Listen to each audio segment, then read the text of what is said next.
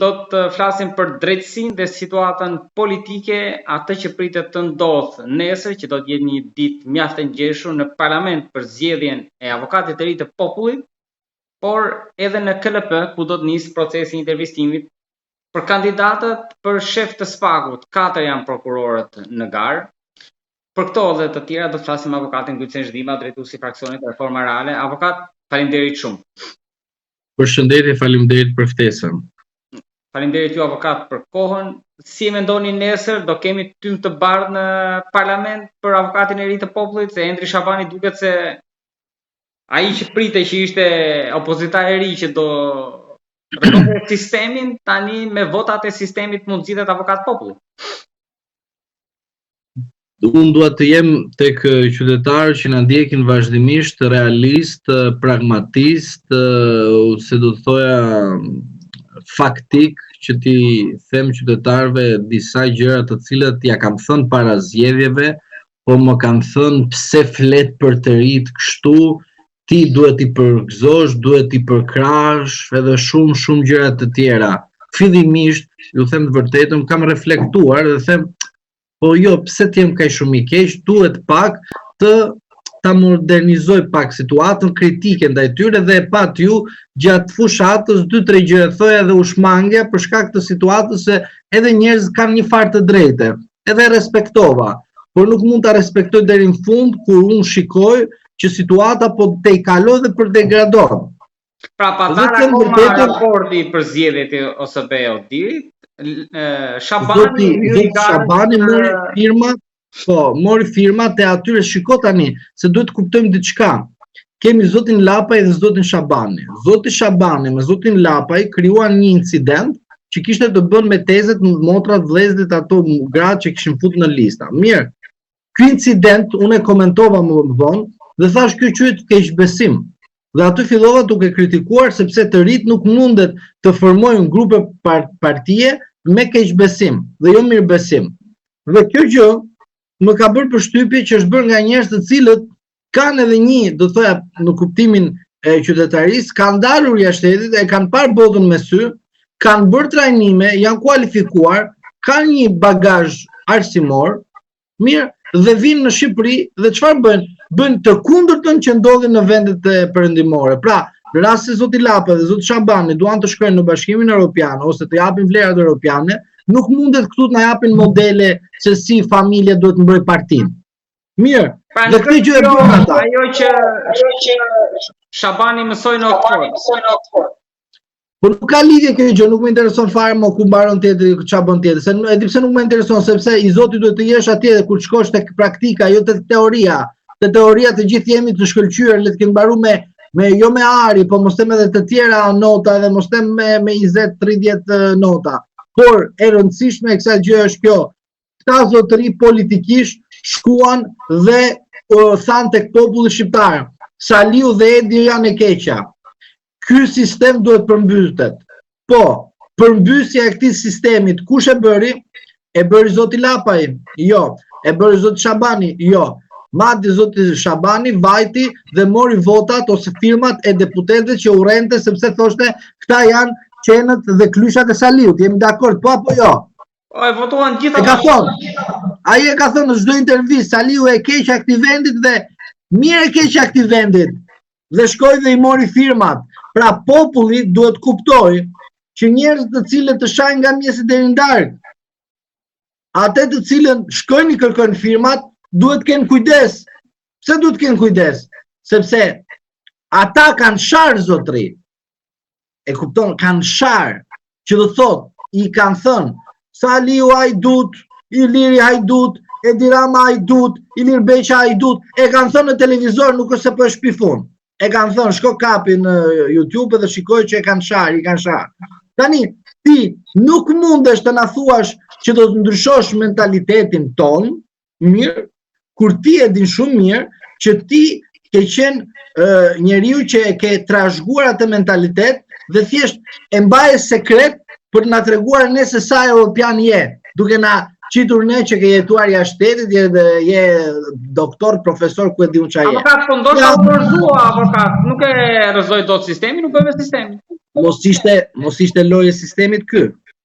Që të shash sistemin edhe të kesh kredenciale, sepse ti e di shumë mirë, prezenca ime që dalë të ty disa vjeçare, nuk besoj se ke dëgjuar që kam shajt dikë hajdut unë. Nuk ka, edhe si kur të kesh në perceptim që dikush është hajdut, ti nuk mund të cenosh prezumimin e pafajësisë të tjetrit. Pse? Unë nuk kam dalë këtu të knaq plakat e lagjës apo ata të cilët rrinë në balkon që bëjnë thashë theme për tjetrin.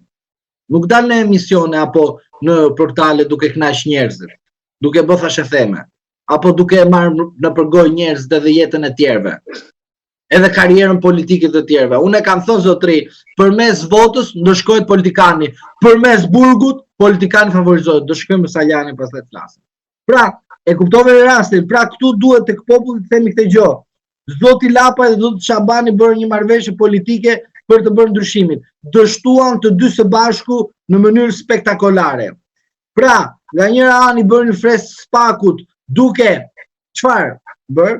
Duke bërë fresk dhe duke thënë që bravo arrestime këto se ata mendonin se i thoshte Juri Kimi dhe mashtrues të tjerë, i thoshin që do të marrni vota sepse do shkërmoqet PD-ja, do PS-ja me kaq arrestimet, mirë PL dhe kështu me radhë, duke mashtruar veten e tyre dhe të morën të paktën një deputet. Pra, dhe atë deputet me zor sepse në fund fare arritën keqbesim ndaj njëri tjetrit. Çfarë ndodh në 11 maj, ju thash i nderuar Balla? Çfarë ju thash? Ju thash, duhet keni parasysh që në 11 maj na pëlqen karriera politike të individëve të cilët duan të përfshihen në politikë, nga cilët dyert kalojnë? Vetëm nga 3 partitë më dha. Partia Socialiste, Partia Demokratike, Partia e Lirisë. E kam thënë para zgjedhjeve? E kam thënë pas zgjedhjeve? E shiko rasti Shabani, nga kalon karriera e tij politike dhe i kushtetuese, sepse avokati i popullit është kushtetuese. Kalon nga Partia Demokratike dhe nga sistemi PS-PD-PL. Jemi dakord? Do të them tani rasti tjetër, modeli Lapaj. Lapaj si ka mundësi tani që kur ishte puna për listat, ai futi njerëzit të afërm, babain, e tjerë, teze, halla, që ishin këto. Pra aty ku ishte për dhënë pushtet, futi ata. Kurse tani kur është për të protestuar, të rreth qytetarë. Nuk i shkuan as halla, as tezja, as gjyshja, as të tjerët. Është çështje tjetër tani, çfarë të them. Ajo është në konceptin e njeriu, po shiko. Dilber, mos e çon aty diskutimin sepse unë e di zyrësinë tënde dhe gjithmonë investoj te zyrësia jote, por të lutem të bëjmë që të dy të zgjuar, akoma më ekstrem të zgjuar. Pra, zyrësia ndonjëherë kërkon që të kapërces edhe limitet. Se po ta them? Në PD nuk ka frym përveç Berishës. Në PD nuk ka figura më të forta përveç Berishës. Po ka rivalitet përmes të rinjve. Lapaj pas goditjes, dhe ma dëgjoj me vëmendje këtë, nga Shabani, po projekton piklidhjen ose lidhjen, ndërthurjen me një parti më të fortë. E ke fjalën këtu Lapaj, Saliani dhe ndoshta Ali Mehmeti dhe të tjerë. Kandidati po ai, po edhe kandidati për Tiranën, nëse do jetë akoma. Binaj. Po, pritani. Një sekond duhet kuptosh diçka. Në këtë formulim që ata po bëjnë, është që zotin Lapaj po e fusin gradualisht përmes bulevardit të kryeministrisë në dyert e Partisë Demokratike. Ide interesante. Po thash që ne të dy jemi të zgjuar, po thjesht zgjuarësia do të jetë edhe ndonjëherë në ekstremitet, edhe me ballafaqim edhe me përplasje idesh. Pra, pika e referencës së zotit Lapajt dhe zotit Berisha është tek kryeministria. Dhe zotit Qori tek parlamenti. Diferencë. Por të gjithë kanë një qëllim që të rrëzohet Rama, por secili nga këmbvështrime të ndryshme. Zoti Shabani pothuajsi në rrugë institucionale e mbrojti veten e tij se po kandidon në një institucion kushtetues. E largojmë automatikisht nga politikbërja, se e dogji veten e tij, ta gëzoi dhe nesër mund të shkojë edhe me Partinë Socialiste as më si nuk bë përshtypje fare, por për qytetarët që votuan e thanë ndryshimi i ardhmë se i përqet duke shah njëri tjetrin, e kupton nga mjes deri në darkë, ta marrin për vete dhe ta kenë ta gëzojnë. Tani shkoj te Zoti Lapaj. Zoti Lapaj duke parë që ngeli në mes të rrugës, në mëshirë të fatit, duhet tani këta 50.000 me 70.000 qytetarë që ai i ka marrë votat, duhet të paktën të përfaqësojnë në mënyrë më të fortë dhe më të drejtë në aspektin politik dhe parlamentar. Deputeti që ka brenda është sikur merr nuk është deputet, është një person që po bën një detyrë me detyrim. Mirë, i lum ta gëzoj edhe i lum sepse investoi tek një ignorancë e ignorantëve të cilët ishin ignorantë edhe u faktuan që të dy bashkë. Por ajo që unë po ju them është kjo. Zoti Lapaj mendon të marri pjesë në Partinë Demokratike. Pse do marri pjesë në Partinë Demokratike? Sepse në Partinë Demokratike do të ketë vakume të brendshme për sa i përket institucioneve të ardhshme, që do të thotë kryetar Bashkie të Jamës, kryetar Partie Demokratike, kryeministër i ardhshëm. Pra, president Republike, kryetar gjykatës kushtetuese, një sekond lutem. Alo.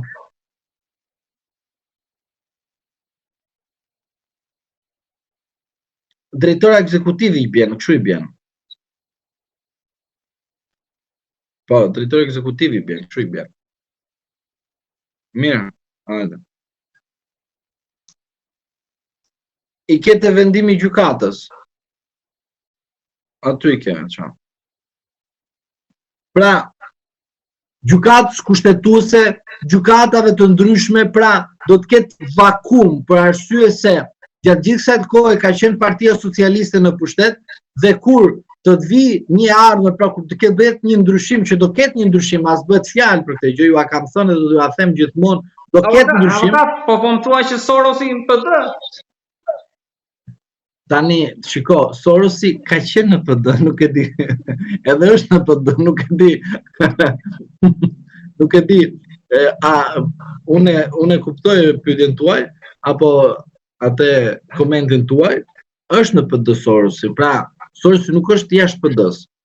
Sorosi është tek PS-ja dhe PD-ja në mënyrë absolute. Për ata të cilët kanë akoma mendim që Sorosi nuk është tek PD-ja, më mirë mos të komentojnë, s'ka vlerë. Sorosi është edhe të PS-ja, edhe të PD-ja, sepse Sorosi di të investojë tek partitë të mëdha dhe përveç se investimit të partitë të mëdha, di që të bëjë dhe pakt politik në partitë të mëdha. Por ajo që unë dua t'i sqaroj qytetarëve është kjo. Politikisht Zoti Lapaj në raport me veten e tij dhe 70.000 votues është shumë korrekt, po shkojë dhe bashkohet në Partinë Demokratike. Por këtë gjë duhet ta kishte bërë para zgjedhjeve të 11 maj, që thoshte që ne do të bëheshim një qeverisje të mundshme me PD-n. Pse? Do ishte edhe në raport të mirë dhe të vërtet me qytetarët që kanë votuar. Por unë jam i bindur që Zoti Lapaj në mendjen e tij dhe në atë që ka në mendjen e tij do të shkojë të bëjë modelin Veliaj tek PD-ja. Pra për mua Zoti Lapaj po organizon tani apo e bën mirë apo nuk e bën mirë, a do të bën në një moment të caktuar se do të nevojitet sepse është një nevojë kombëtare, mendoj që Zoti Lapaj për mendimin tim do ishte pozitive të shkonte tek PD-ja. Por në të dyja këto rastet, Lapaj dhe Shabanit kanë punuar me keq besim kundrejt qytetarëve që i kanë votuar. Dhe këtë them me bindje të plot dhe mund ta arsyetoj akoma dhe më shumë me analiza të ndryshme pse kanë bërë. Po thjesht nuk dua të merrem për arsye se pastaj i japim atyre një vlerë të shtuar që për mendimin tim nuk kam më nevojë sepse ata shfaqen secili prej tyre leadershipin e tyre politik si në subjektet e tyre dhe në raport me elektoratin. Avokat, kreun e BKH-s e mësuam. Tani nesër në procesi për kreun e ri të SPAK-ut. Ku në garë janë 4 emra, Klodian Brava, Dan Xholi, Doloreza Musabedhiu dhe Elvin Gokaj. Tani në gjykimin tuaj një procesi duket që do të jetë i monitoruar edhe nga ndërkombëtarët, këto kanë fjalën për amerikanët. Por si shikoni ju ndarjen e votave brenda KLP-s, kulisa, prapa skena, ka në këtë rast apo është një ngjarje mbyllur? Ka pra paskena, emrimi I krye policit apo kryetuesit është një emër I njohur dhe përveç kësaj ishte e qartë që do të ju emëronte person në fjalë dhe s'kemi të bëjmë me një proces transparent. Nuk është I kontestuar nga opozita, Berisha thanë Apo presun Berishën I bjen që nuk ekziston. Po të presun Berishën, ale edhe është punë e mbaruar, se kur unë thoya për Spakun, Rama, Berisha, Meta, e shumë të tjerë, Lapaj, e shumë të tjerë, ishin pro dhe I bërin lavazh gamis deri në darkë. Kur erdhi Flaka, pastaj tek ata, pastaj ata reflektuan edhe thanë, ç'e ka Spaku, ç'a Spaku që ka kë. Prandaj po ju them që rasti I zotit Keta dhe rastit e zotit Xholi apo Brau, sepse këto të dy do të jenë konkurrentët më të fortë, jem realist me ju. Nuk e bëjmë që bëjet një grua në krye të Spakut, mos do është momenti për ta ndryshuar pak. E kam thënë përpara jush, por shumë përpara që do të jetë një grua dhe është thënë për një grua, para se dilte kandidatura, nuk e di çfarë ka bërë që kjo marrëveshje ka dështuar, sepse në plan edhe para se dilte emri e kësaj gruas që kandidon, ju kam thënë juve publikisht që do jetë një grua, po negociohet për një grua që të ketë në krye të Spakut. Por për shkak të muajit janar 2025 dhe në vazhdim kanë ndryshuar shumë gjëra të cilët për mendimin tim janë ngjarje të cilët kanë bërë që edhe ata të cilët kanë dashur të kenë një grua në krye të drejtimit të Spakut nuk e kanë parë të arsyeshme, sepse Zoti Dumani ka krijuar një bëshllek kushtetues që ka të bëjë me goditjen e funksionarëve publik, jo për shkak të një sekond kemi parasysh, jo për shkak të korrupsionit, për shkak të kërkesës popullore që futi dhe s'ka problem me provë pa prova, dhe Zoti Dumani ka kryer këtë detyrë, pra me prova pa prova I ka futur në burg dhe vjen një moment që drejtuesi I ri I prokurorisë duhet të kuptojë dhe të thotë vetes, kur ky mi ka futur të gjithë në burg, unë presupozoj kë duhet të fus në burg tani, sepse Berishën e procedova, Mediu e procedova, ishte një janar jam drejt fundit, veprimet të tjera I bëra, Metën e procedova, të gjithë Erion Velin e procedova, Edi Ramën I dhurova 83 mandate duke I bërë fresk gamis deri në darkë.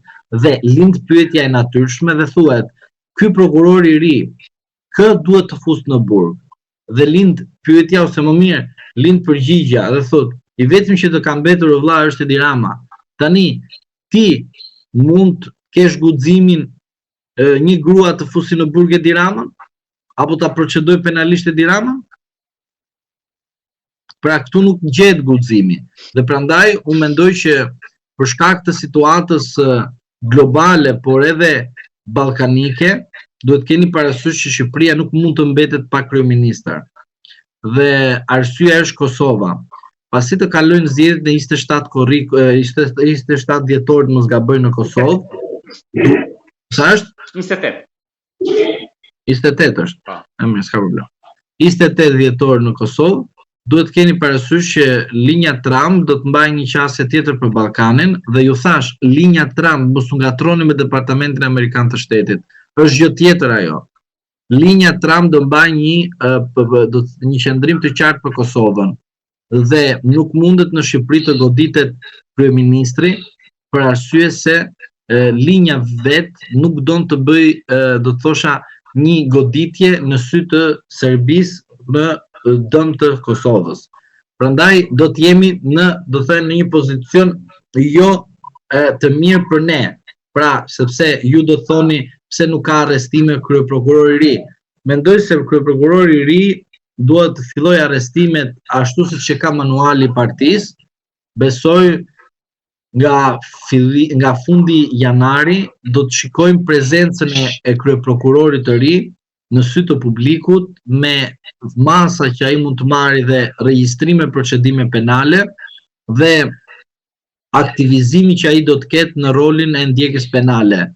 Por ajo që unë vere është që zoti Dumani do konkuroj me drejtuesin e ri të Spakut, sepse ai mendon akoma që është akoma drejtues në hije, por drejtuesi I ri do t'i thotë zoti Dumani pate mundësin edhe qëndrove krye prokuror, bëre çfarë kishte të bëje, por unë tani kam detyrën time ta realizoj ashtu siç duhet, sepse unë në mandatin e fundit që bie për SPAK-un, i bie o do të iki për azilant, si puna jote, o do të qëndroj në Shqipëri.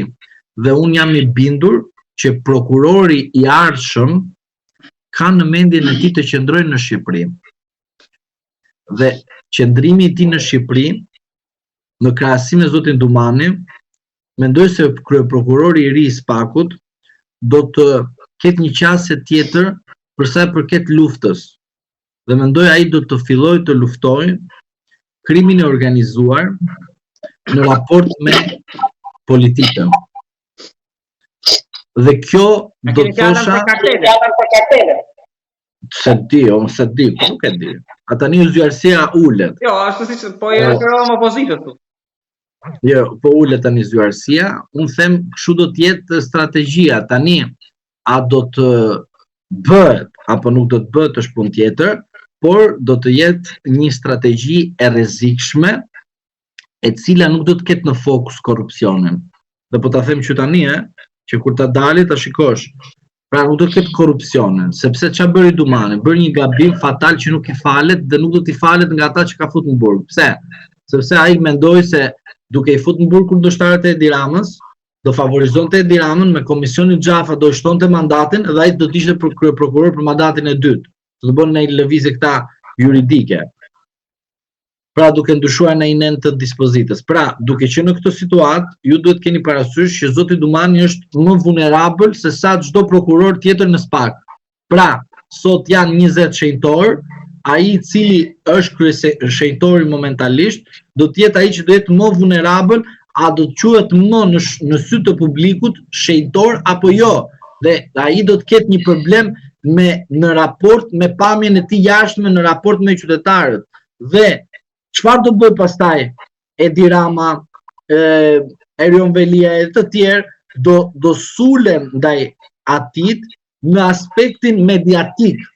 Dhe pse do sulen në aspekt mediatik? Sepse i kanë bërë lavazh, dhe si bëhet tani pllaka, ikën ai nga SPAK-u, shikoj se kemi bërë vazhdimisht pllakën e.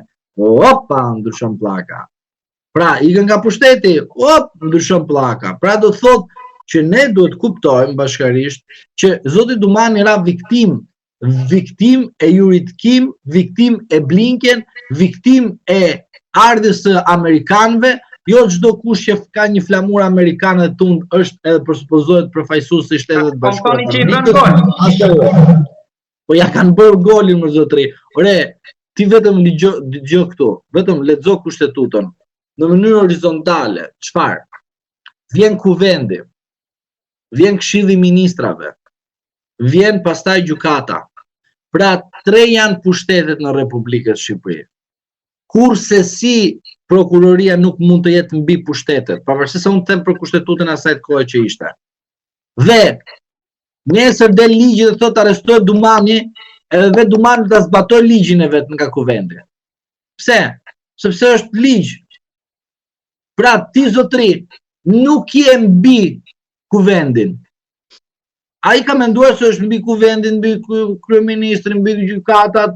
Po, se tha fjalën na përmendësh. Shiko, kur një person i pëlqen vetja, ta kesh sigurt, mund të shpiki lloj gjëje për të mbrojtur veten e tij që të jetë në vetmbrojtje të vazhdueshme. Por vetmbrojtja e vazhdueshme të bën në fund fare të përfundosh me ilaçe. Mirë, për ata që kuptojnë, për ata që se kuptojnë, le ta provojnë. Avokat. Por problemi është këtu, një sekond. Problemi është këtu.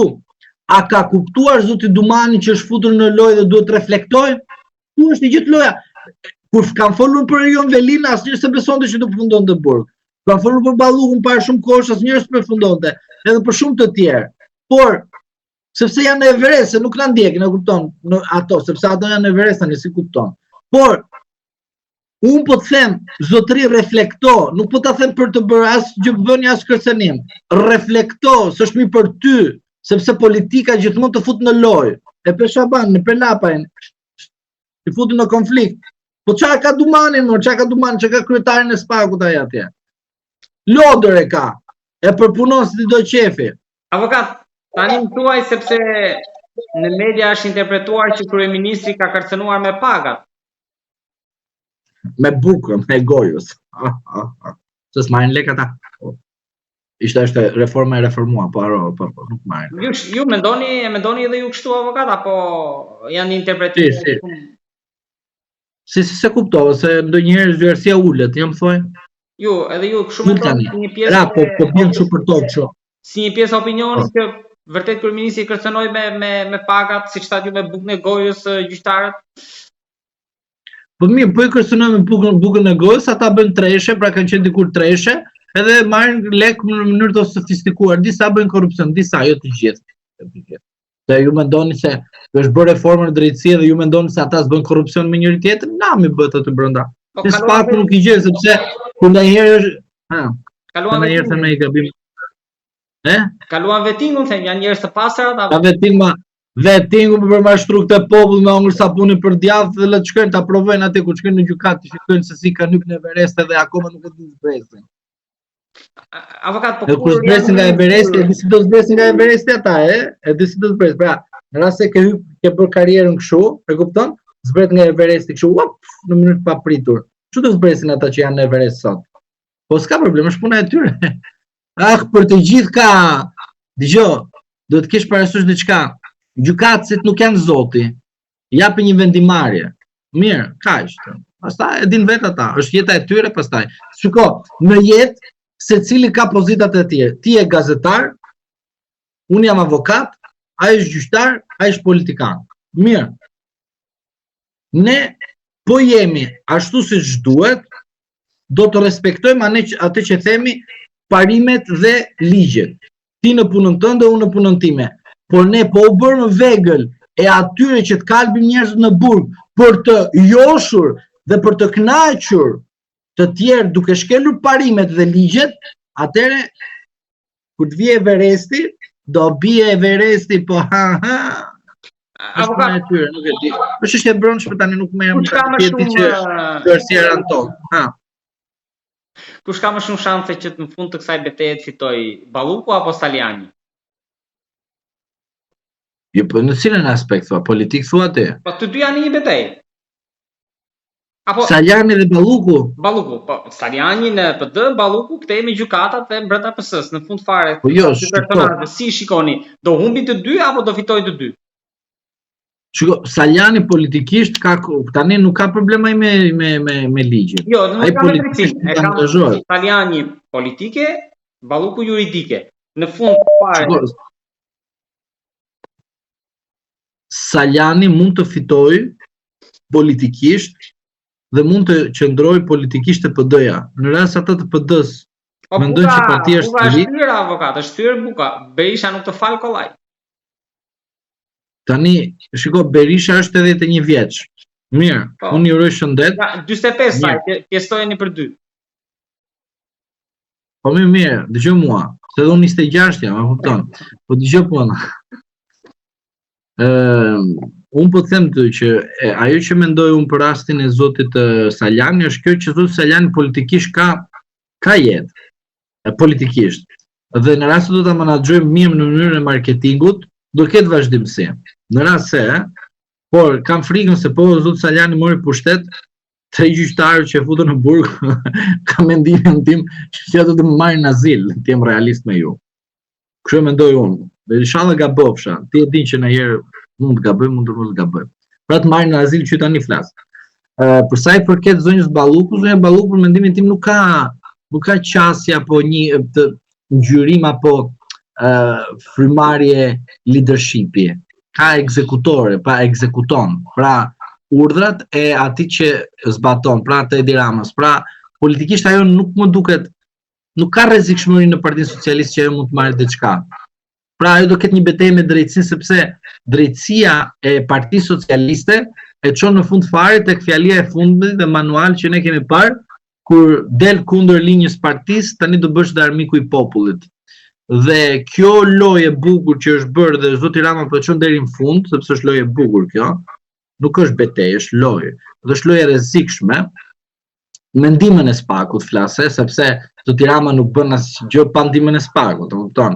Pra, fjalia afërmendësh duhet të reflektoj të çdo qytetar që një prokuror edhe karamelet i thot gjyqtarit të lutem ma miraton, afërmendësh gjyqtarit ta bëj sepse kur të ndaj gjyqtarit kemi një letër A4, a kupton, si puna e Irena,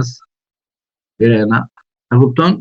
Sigurisht që zyarësia rritet, ulet edhe ka nivelin e peshngritjes, më kupton? Ose ka edhe gjyqtarë të tjerë të cilët janë në trupa gjykuese të njëjta apo të ndryshme që bëjnë treshe, po është punë tjetër se si çdo njeri e percepton fjalën treshe. Tani tresha është tek trupa gjykuese, tresha është në vend tjetër, se di. Qytetarët të reflektojnë, ta kuptojnë. Por puna është që ne duhet të kuptojmë që e gjithë kjo që po ndodh me sistemin tonë e drejtësisë është një situatë e cila nuk, për mendimin tim, nuk jep qytetarëve drejtësinë e duhur, po thjesht do t'japim mllefin e duhur, të panevojshëm që ne qytetarët shqiptar kemi parë se sa herë kemi arritur me millefe, dihet që kemi shkatruar gjithçka dhe nuk kena ndërtuar dhe nuk e kemi mbajtur në vazhdimësim ndërtimin e institucioneve kushtetuese. Prandaj për mendimin tim, zoti Sajani ka karrierë përpara politike, inshallah dita menaxhoj në mënyrë mediatike dhe marketingut, ndërsa për zonjën Balluku mendoj se zonja Balluku do të ketë një shkëlqim me një rënje graduale të rrezikshme që merr me vete edhe të tjerë.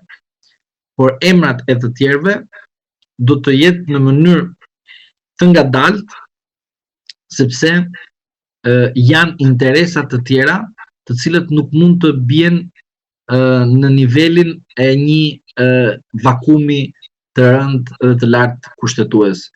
Prandaj, në rast se do të vijë momenti i drejtësisë në Shqipëri, nuk do të jetë se do të funksionojë drejtësia. Por është si ajo puna e rastit të zonjës Balluku, që ta jap me e kam që në 2021 procedimin penal ndaj teje, kam provat që në 2022 ndaj teje, dhe të lejtë i rjesh e lirë nga 2021, 2022, 2023, 2024, 2025, edhe tani deri drejt 2026, duke zvarritur i nderuar. Prandaj i dashur Dylber, ashtu siç kam thënë vazhdimisht tek njerëz që kanë dëgjuar dhe na kanë dëgjuar dhe unë i respektoj vazhdimisht në mënyrë të jashtëzakonshëm, jam shumë i privilegjuar që më ke ftuar dhe kemi thënë të vërtetën. Të falenderoj edhe unë ty. Dua të them qytetarëve që ne kemi thënë gjithmonë të vërtetën pa asnjë lloj mendimi se si do ta kalojmë linjën, nga do shkoj linja, ne kemi thënë çfarë gjëra të qarta, të sakta, të kuptueshme, jo duke filluar të flasim romani X, libri X, e kupton budalliqi që e thënë këta tek njerëz, e ke dëgjuar disa, tani do bëjmë edhe një koment kështu. E ke dëgjuar disa analistë që dalin nëpër televizor thonë, një servitor thot, servitor çfarë këto, që servir në për hotele, bë krahasimin tjetër me kushtetutën. Nëse më bra vetën, e kupton. Një tjetër thot, libri X thot, ka thot këtë gjë, e kupton, që s'ka lidhje fare me raport me mentalitetin tonë, e kupton, se ka lexuar një libër do të thot njerëzve, shiko sa libra lexoj unë. Avokati realiteti jo nuk e shpjegon dot mitologjia. Qytetari do të dëgjojë të vërtetën. Do të dëgjojë 1+1 na bën 2, edhe kur 1+1 na bën 3, duhet të shpjegojmë pse bën edhe 3, edhe pse nuk mund të bëjë edhe 3, edhe mund të bëjë edhe 3. Prandaj ne kemi qenë ashtu siç duhet, pra në raport në të vërtetën, kemi thënë të vërtetat, edhe për Saliun, edhe për Edin, edhe për Ilirin, edhe për Beqen, edhe për Erion Velin, edhe për të gjithë këta. Por e çuditshmja Dylber është kjo, që ne na dëgjoj populli i thjesht. Kjo është e rëndësishmja. Kur populli i thjesht na dëgjon, edhe na përgëzon, edhe na falenderon, edhe na kritikon, se patjetër do na kritikojnë, se çfarë mendon ti, gjitha po është vaj, pastaj është diçka nuk shkon mirë, po e kemi vaj muhabetin, e kupton? Situata s'është mirë. Do të reflektojmë ne, por duke qenë se edhe na kritikojnë, është jo pozitive, sepse patjetër duhet ngacmim, sepse njerëzit duhet të reagojnë për të mirën e tyre, sepse ne jemi një shoqëri që kërkojmë që të rregullojmë të gjithë shoqërinë, ajo ashtu në mënyrë absolute, a kupton? Por të jemi në masat ekuilibruese, jo ik njëri në qell, tjetër në hënë, këto me radhë dhe bëhet nami këtu. Avokat, meriton një koment nga juaj arrestimi operacionet në Krujë, arrestimi i djalit të ish deputetit Raja në Nikël? Po.